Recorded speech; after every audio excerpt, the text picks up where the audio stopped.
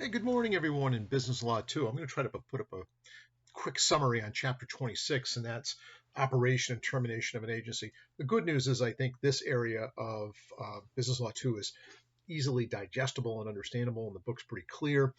So hopefully these videos will be a little shorter, those of you that are watching them, and they won't be so torturous. But we might as well jump right in. We know that the agency duty to principal or loyalty and good faith, that's common sense. But what does loyalty and good faith mean? These are terms of art.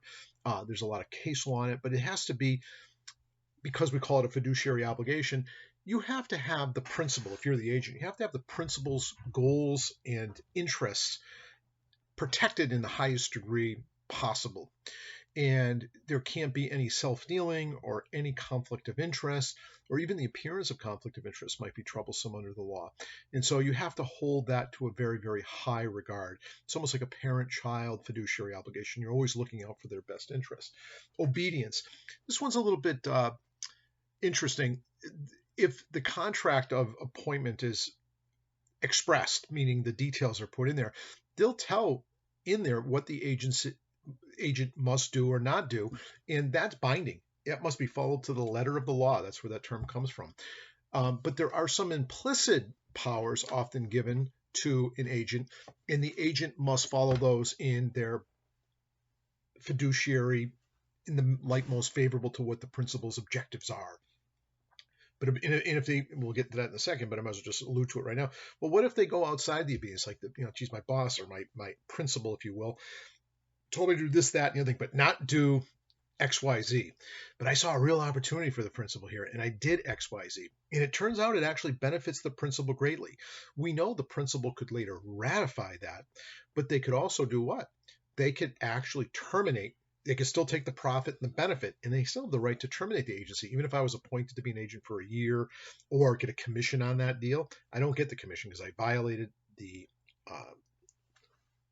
clause of obedience, if you will, for lack of a better way of saying it. Reasonable skill and diligence. Well, it has to be reasonable in skill and diligence in relation to the nature of the appointment of agency that's given.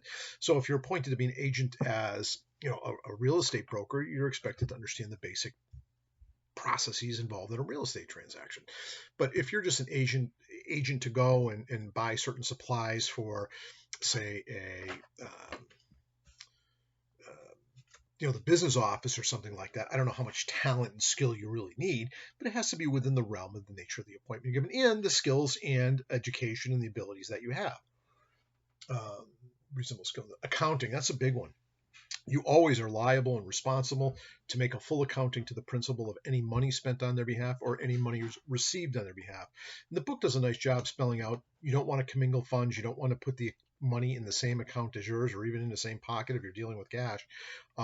That's a violation of the agency principles, and you are subject to basically termination and or damages if the principal suffers any loss or financial repercussions from your lack of accounting. And that's probably one of the bigger ones, accounting, and that's where a lot of people get in trouble with as agents. It's not that they're trying to do anything illegal or illicit or thievery in any way, but because of their lack of keeping good records of the principal's expenses and or incomes, it can really set the principal's interest at risk. And that's why the agent can be not only terminated, but the agent can also be sued for any damage. You have to prove loss, though. You just don't get a windfall because the agent has failed to account. And this next one, information, sounds boring, and I wish the book went a little bit deeper in it, but I've actually dealt with this a few times in my law practice about information. Sometimes, say, I was a realtor, and say a client came to me and says, hey, I want to sell my farm for X number of dollars, and somebody comes along and makes an offer, but I don't think that offer is appropriate, so I don't report that to the principal. That's actually a violation. Other times there might be bits of information coming in as I'm an agent for my employer. I'm looking, maybe that's actually what I do. I go out and look for real estate on behalf of my principal is a big owner of investment properties, and my job as an agent is to go out to look for special deals and look for things that are opportune buys. And what if I'm out there and I find some really beautiful properties on the cheap, and I say I have some money, or my family has some money, or my sister's also involved in real estate. Do I keep that information from my principal and simply tell it to my sister this is a really good deal, or I take it for myself?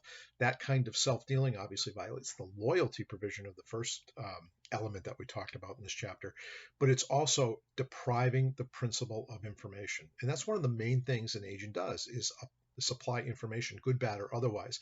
Withholding information subjects to the agent to dismissal, but also to loss of monies, any monies due, profits that might have been related to a commission, but also any damages that the principal may have suffered as a result. I'll give you an example that was kind of interesting. There's also no self-dealing allowed. I'm surprised I didn't put that in there specifically, but that, I guess, it relates to loyalty and good faith. I owned a piece of commercial property in my previous law office, and it had some retail space down below and some apartments. It was kind of a mixed-use building, and my law partner and I decided, when I got the full-time job teaching at the Mount, I no longer really had an interest in keeping a full-time law practice in the building, although I loved it in a way, but it became a bit of a challenge to maintain it. And I was sort of the managing partner when it came to the building, when it came to maintenance and repairs and things. And it's a real headache, and the market was really hot at the time. So I said, it's time to sell. And because there was two principals, myself and my partner, I didn't think it was appropriate that I represented. You could, with full disclosure, but there's a conflict of interest representing myself and representing another person. Obviously, there may be an implicit belief or appearance that I'm probably going to do some self-dealing or benefit myself over that of my partner. So it's best to give an outside agent the power to find us a willing buyer. So we hired a real estate broker to sell our building. And the real estate broker came over. It was we didn't know this person, but the person was referred to us through other people, and she loved our building. And she came in and looked at it, and we told her what we thought it was worth, and she thought we were very reasonable. And the phone rings literally 3 days later, and guess who wants to buy the building? That agent. And we had no objection to it because we were eager to move on from that building and sell it, and the offer was full price, what we were really looking for, so we were very happy about it. But did that agent violate these basic principles? Yeah, they did, because and here's where it really reveals itself and why the rule exists. Well, what if the deal went through? Everyone's happy. We got the money we were hoping for.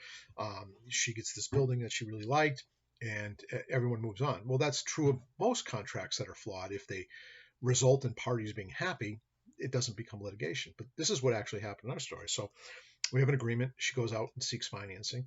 And guess what happens? She can't close the deal. She couldn't get the financing to consummate the deal. And so she says, well, that's too bad. Let's put it back out in the market and see if we can find a willing buyer. Does she have a divided loyalty now? Because maybe she's still hoping that over time the price will come down because she couldn't find a willing, capable buyer to buy it. Or maybe she's hoping maybe not too many buyers will come forward in the meantime and we might lower our price, something that maybe she could find financing for. Anytime you're an agent for somebody else, you can't have an interest in the property or the outcome, or there's a conflict of interest. And my partner kept raising it all the time. And we were about to go to a different realtor because she did violate the rule. We weren't going to cite that. We just had the right, because the contract was an at-will type of contract, and we could terminate it at any time. And that's one of the things we'll get into in a second. When do you terminate it, you say, or how can you? And I think we did have a timeline, and that's one of the things. The contract would be binding upon us and her for 90 days unless she violated one of the terms. But the 90 days did expire. It didn't sell. Or it was getting very close to 90 days, and we were about to go to a different realtor. But then she brought forward a willing buyer that was capable of consummating the deal, and we did so. And to this day, my former law partner, still kind of a quasi partner of mine. He's a full-time attorney, and I still practice part-time, and we talk a lot about cases and things. And we sometimes work together on related matters. He still brings it up all the time, how bitter he is over that. Really, because we maybe got a lot more money. I think she tried to, basically undersell us and all this kind of stuff. And I said, I don't know if that's necessarily true, but he's not a professor of business practices, but he recognizes it from being a lawyer that you can't do that as a realtor. You can't do self-dealing, and that's true. And my sister has this happen to her quite a bit. My sister's probably, I'm not saying it because she's my sister and we fight all the time, but she's a realtor, and she buys 3-deckers, not many, but she has a few, and she likes to invest in property, and that's her gig. And every so often she'll call me up and goes, "Oh, I just met this elderly couple and they're moving down to Florida and they want to sell their house and they're looking for next to nothing for the house. And I had to tell them the house is worth twice that much money." He goes, I was so tempted just to buy it for the price that they were asking, because it's such a good value and I could rent it out and make plenty of money over the mortgage. And she goes, "I wish I didn't get hired and they hired somebody else and they listed it at a very low price." But that's part of the good faith and fair dealing, and using reasonable diligence would be to do what? To inform your principal that the property's worth a great deal more and it should be marketed for more amount of money. But these kinds of things happen all the time. Think about it in law practice. Say I was doing personal injury work and I worked for a firm, and part of my compensation was if I brought in clients, I'd get sort of a piece of the commission that if the case resolved, not to mention my normal salary. Well, what if I was out there working for the firm and stuff like that, and then I'm out in the name of the firm, I get a client that calls me personally because maybe they know me. And what if it's a huge case? I realize it's going to make an awful lot of money for not only the client, but it's going to make an awful lot of money for the law firm. Could I just walk away from the law firm and say, "Hey, I'm leaving now. I no longer want to be an agent of this law firm. I no longer be in the employee of the law firm because I found information"? That's actually a violation of law. And they could sue me for damages, and the damage would be what? Their portion of the commission they would have gotten on the case in the end. So that happens quite often in law practice. You'll find that attorneys basically try to steal cases from the law firm they work for and have a side practice. Unethical, inappropriate, and done all too often. So obedience, accounting, information is a big one. Principal duties to agent, compensation. So the principal has to pay the agent. If it's not spelled on the contract, it should be. It's often commissions. It's like you're going to get 6% or 5% of the gross sales if the sale has to be completed. Back in the old days, all an agent had to do was bring a willing, capable buyer to the fore or to the table, and then they were entitled to the commission, even if the deal didn't go through. I don't know why I'm telling you. I guess it's a historical aspect. It's gone now. Now it usually is only required, the agent is only required to receive a portion of the commission if there's a consummation of the deal actually goes through. But it can be hourly rates, it can be a flat fee, it can be a salary, but many of these kind of agency relationships are going to be probably commission sales. And what if it's not spelled out what the agent's going to get? Well, then if it's not spelled out, we know in contract law that, well, we want enough terms to know what the obligations are between the parties in any kind of contract. But is there enough there if the principal is identified as a principal and the agent is identified as agent and we know what they're supposed to do, but we don't put in the terms of compensation?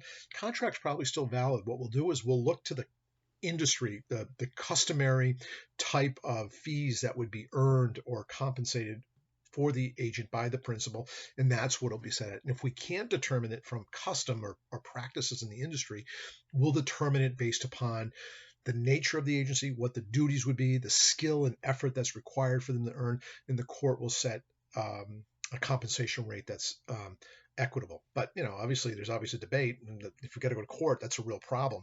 So if you're ever involved in these kind of agency relationships, principal and agent, whether the principal or the agent, you might want to have the way in which compensation be spelled out. Next one's reimbursement. It's kind of obvious. If I'm the agent, I'm going out working for the principal, and I have to buy some reams of paper. Maybe I have to rent office space. Maybe I have to get some office furniture. The principal is responsible for indemnifying, or I should say indemnifying, that's different, for reimbursing basically out-of-pocket expenses that I've made on behalf of the principal's effort. Indemnification is related. This is when I've made a liability issue. I've made an error. I made a mistake. I was negligent. Somebody's got property damage, but I was in the course and scope of my employment, or my agency, I should say, and I get sued, and I get sued for $1,500 because I damaged someone's vehicle while I was driving a work vehicle as an agent for the principal. I might be sued directly, but I have a right to be indemnified as long as I was in the course and scope of the agency. What does course and scope mean? That's also a term of art, and it's often litigated. But course and scope means as long as the things I was doing was in the furtherance of the principal's goals, and it wasn't in violation of any instructions or terms of what my role would be. Course and scope. Abidance by the terms of the contract. That's pretty straightforward. If the contract says I have to do certain things, I have to do them. If I don't, it's a violation of the contract. I can be, one, terminated, and two, the principal can sue me for damages. But the same is also true. Say the principal fires me for no just cause, but I was supposed to have a 2-year contract of agency to earn commissions. And if it's just simply they want to move in a different direction, which they have the right to do, but they still violated the contract. By them violating the contract, I can sue for damages. But I got to prove what? I can't just prove that, I'm out of a job and I got to prove I'd actually have losses, that I couldn't go out and do what's called mitigation and find another position of a like kind and pay the same amount. I can't just sit for the next 2 years if it was a 2-year contract and basically say, well, I'm going to sue you for the 2 years I'd likely have earned over that period of time. You have to have an obligation to try to mitigate damages.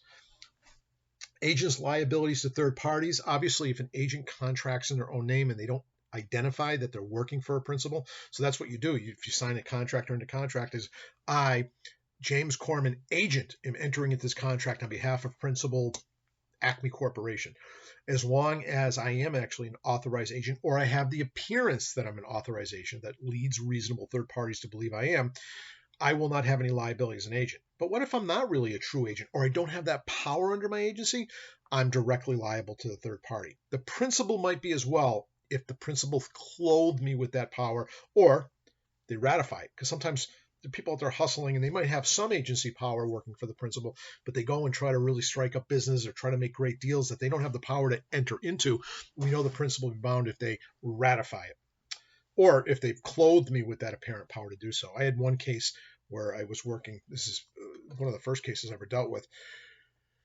I was working for a automobile dealership, a big one, and he had the power to bring people to his manager to sign contracts for the purchase and sale of cars. But this agent who had a jacket on that had the name of the brand of vehicle, he had a cubicle in the building. He entered into a cash transaction and a deposit on a very unusual vehicle that was very rare. And he told my client that he'd get the next model that came in. In the meantime, this person was either fired or left the company after that point. My client comes back in, has the receipt, and the vehicle came in. Now, that vehicle was already marketable for almost double the price once it came in. So my client was just paying what we call manufacturer's suggested retail price, and he was going to be able to sell it for almost double. And the defendant motor vehicle company tried to argue that the person we dealt with, the agent, did not have either actual authority nor did he have apparent authority. And we were actually successful. We settled the case, but we were actually at one of the hearings, they were trying to get the case dismissed because we arguably didn't have enough evidence to go forward with it. We had proof that he did have a jacket and a blazer. We had proof he had business cards. We had proof that he had a cubicle and all these things at that place of employment, which would lead reasonable third parties, our client, to believe not only was he an agent for the principal, but the principal actually gave them authority to do those acts. It's a factual determination. It's contextual. Someone just comes up to you and say, "Hey, I work for Apple, and I'm not in an Apple store, and I don't have any business cards from Apple, or I have business cards and they have Apple on it, but it doesn't really prove it came from Apple." If the evidence is thin on the surface and they suddenly enter into some contract with you to supply, I don't know, maybe cases for Apple, like soft cases to put in a briefcase to help make your Apple computer, your MacBook more, this is not a Mac, more mobile, there'd be a real question of fact whether that really did appear to be an agent, or did Apple have negligence in the way they clothe that individual with power. But people go out there and say they work for people all the time. I'm always amazed by that. I don't know if it's an ego thing, but sometimes people tell me they're affiliated with all kinds of different companies. I find out they deal in their goods, but they're not in any way affiliated with the companies later on. Agents may make themselves personally liable if they go beyond the express agreement of the agency. We know that. Pretty straightforward. Any fraud or wrongdoing. If I commit a tort, say I'm an agent and I'm working for Staples and I go out and commit a tort, although the company would ultimately have to indemnify me if I sue them, but am I responsible for my own torts? Absolutely. You can sue me directly or sue both. Maybe I'm very rich and for whatever reason I want a side job just doing, some small agency work for Staples Corporation. Maybe it's easier to sue me, because maybe Staples goes bankrupt, and that's the other issue. They might be insolvent, although the agency dies after the insolvency, but maybe they still be able to sue me directly because of my tort, and they could. Principal's duties to third parties. We already talked about that. Termination of agencies, obviously the original agreement. It dies in 90 days. It dies after you sell my car. It dies after we finish that real estate transaction. So it can be either because of the goal has been completed or ended, or it termination of time. The next one is subsequent agreement. The parties can just agree to terminate, end, or alter the nature of the agency agreement. Revocation. Either party, if it's the agent that wants to revocate, we call it renunciation. If it's the principal, we call it revocation. Either party can do it at their time. However, if there was a contract for a year and either the principal or the agent revocates or ends through renunciation early, either party could be responsible for any losses suffered by the other party because of the termination. But everyone has a right to terminate. Like I think about, I don't know, it's one of those country songs. I never liked it, but when I was a kid, there was a jukebox in this little pub in my neighborhood, and somebody always played it right near closing time, and it was take this job and shove it. And that's the concept of it. Its agency is just like that. The principal and the agent don't have a right to force the other to stay in one another's employ. They can walk away from it. But if it violates the nature of the length of the agency that it was supposed to occur, both sides might suffer potentially damages for that. The only time they can't is when it's coupled with it with interest. So if the agent, say like somebody owes me some money and they say, well, I don't have the money right now, but I'll give you the authority to sell my car and you can keep whatever proceeds you have from that. That's a type of agency, but it's coupled with an interest. I have a direct interest with the consummation of that agency goal, and therefore the principal wouldn't have the power to revocate that at will. I'd have to do some kind of wrongdoing. Other than that, because wrongdoing always gives the principal the power to terminate the agency, but if it's just simply they want to do it based upon their own volition or just option, it can't be done if it's coupled with an interest. Straightforward. And we know some things by law just going to end the agency. Subsequent illegality, whatever back at that time it was legal for the agent to do certain acts. Now it's illegal. Terminates. Straightforward. Death or incapacity. Be careful on this one. Death always does. Two things sure in life: death and taxes. Ben Franklin. But incapacity usually ends the agency unless the principal and agent have something called a durable power of attorney. A power of attorney is a type of agency. That would end through either death or incapacity of the principal or the agent. But what changes is sometimes we actually create an agency because we're anticipating not death, but we're anticipating potential incapacity. And so what we'll grant is a type of agency called a power of attorney that is durable power of attorney. And what that does is it not only survives incapacity, but it doesn't survive death. Once the contract is made, the contract can be completed after death by the estate. But in terms of entering into contracts, usually incompetent principals end the agency. Not when, what's the major exception? A durable power of attorney has been granted. It must be in writing. And it usually says that if the principal becomes incapacitated physically, mentally, because you don't list everything, you just give generalities or of the like, the agent can still contract on behalf of the principal. It's a nice tool, especially in estate planning when people get older. My brother or my sister has one right now for my mom. You don't have to be an attorney. My brother or sister are not attorneys, but it's just to do banking things. And she is incapacitated physically. Now she's losing her eyesight. Mentally, she's fine, but she just can't do the physical wherewithal. So she has a durable power of attorney granted to my brother as agent. He still has to do good faith and fair dealing. And I always joke with him once in a while. I said, how much mom's money been spending from her Social Security checks on scratch tickets, and he always gets mad at me. And that would be a violation of it, but it survives it. In fact, you can actually, I'm getting a little off track, but this is a fairly short video. You can create something called a springing durable power of attorney, meaning that I don't want someone to act on my behalf until I do end up becoming incapacitated. I'm either in a coma or I'm very sick or I can't act for myself, but I don't want them to act while I'm well enough to do my own things because I'm scared of potential misuse. And so you create a springing durable power of attorney, and it only becomes springing into existence upon my incapacity, which is usually determined by a doctor or a physician. I guess that's the same thing. Death or incapacity. Oh, destruction. All right, I'm an agent for someone to sell their house. It gets struck by lightning tonight. It burns down to the ground. The purpose of the agency is destroyed along with the subject of it. Straightforward. Bankruptcy. If the principal becomes bankrupt, it terminates all powers of it. Basically, all contracts related to the principal are put in abeyance or terminated as a result of bankruptcy. Dissolution, that's basically a bank. I don't want to call it bankruptcy. It's basically the death of a corporation, and that's dissolution. And be surprised, corporations sometimes don't do their filings and things like that. They might be healthy financially, but for whatever reason, the corporate charter has been revoked by the state. It can be revived, but until it's revived, the agency is terminated because of dissolution.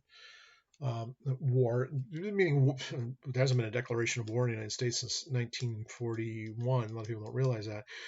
So it has to meet that standard of war. And what it means is the principal is in one nation and the agent's in another, and they're at war. And sometimes they rule that that agency relationship's terminated as a result of war. Others say it's sort of in limbo until there's peace declared. But again, we don't have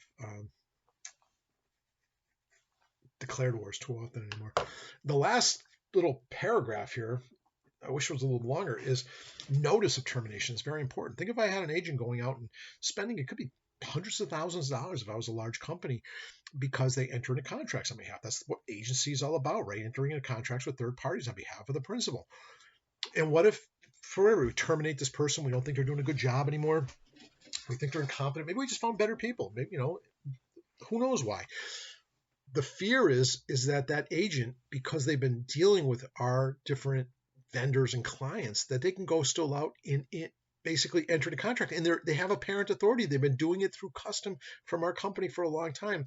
It's important we do what? When we terminate agency relationships, you don't have to do it derogatory terms, although I have seen, especially in the realm of law, that some have sent out letters that are pretty nasty about the agent, why they're no longer the agent for the principal. But basically just inform all these different third parties as best you can. There's no rule on how it's done. It's called due diligence. You do it the best way you can. Send out emails immediately. You send out letters. You make phone calls. And sometimes they actually post back in certain trade journals and like Lawyers Weekly, the newspaper, a lot of lawyers read about changes in the law or affiliations of, there'll be notices in there that such and such an attorney no longer works for this firm. And I always wondered about that when I first started practicing. I love reading Lawyers Weekly because it's a little easier to read than technical legal journals and case law. It was basically like a newspaper for lawyers, and it was written in entertaining fashion, in my opinion. But every time you see like little ads in the corner, an attorney so and so is no longer affiliated with the firm of Brown Peabody, and no contract can be entered into. I said, what the heck is that all about?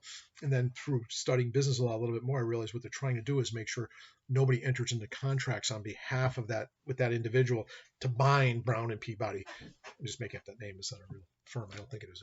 So notice of termination is really critical to get out to the vendors you usually deal with and to the public as a whole, because you don't want to be on the hook as a principal. Remember, when is a principal on the hook?